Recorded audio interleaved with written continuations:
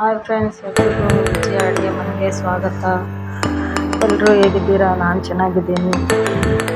ಎಲ್ಲರೂ ಯಾರೆಲ್ಲ ನಮ್ಮ ಚಾನಲ್ ನೋಡ್ತಿದ್ದೀರಾ ಲೈಕ್ ಮಾಡಿ, ಶೇರ್ ಮಾಡಿ, ಸಬ್ಸ್ಕ್ರೈಬ್ ಮಾಡ್ಕೊಳ್ಳಿ, ಸಪೋರ್ಟ್ ಮಾಡಿ. ಲೆಮನ್ ರೈಸ್ ಮಾಡ್ತಾ ಇರೋದು ಮಾಡೋದು ಹೇಗೆ?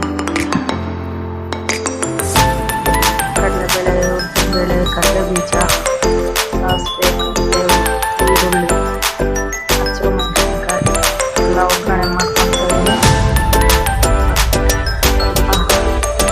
ಹಾಕ್ಕೊತಾ ಇದ್ದೀನಿ.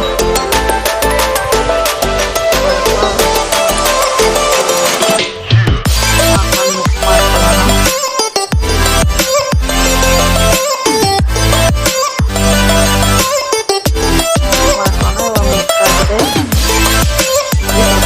ತೆಂಗಿನಕಾಯಿ, ಹಸಿ ತೆಂಗಿನಕಾಯಿ ಹಾಕ್ಕೊಂಡು ಮಿಕ್ಸ್ ಮಾಡಿ ಗ್ಯಾಸ್ ಆಫ್ ಮಾಡಿದರೆ ಗೊಜ್ಜು ರೆಡಿಯಾಗಿದೆ.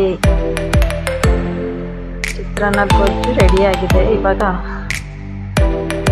ರೈಸ್ ತೊಗೊಳ್ಳಿ, ಕಲ್ತ್ಕೊಳಿತ್ತು. ಬಿಸಿ ಇರೋದ್ರಿಂದ ನಿಂಬೆಹಣ್ಣು ಹಾಕ್ಕೊಂಡಿಲ್ಲ.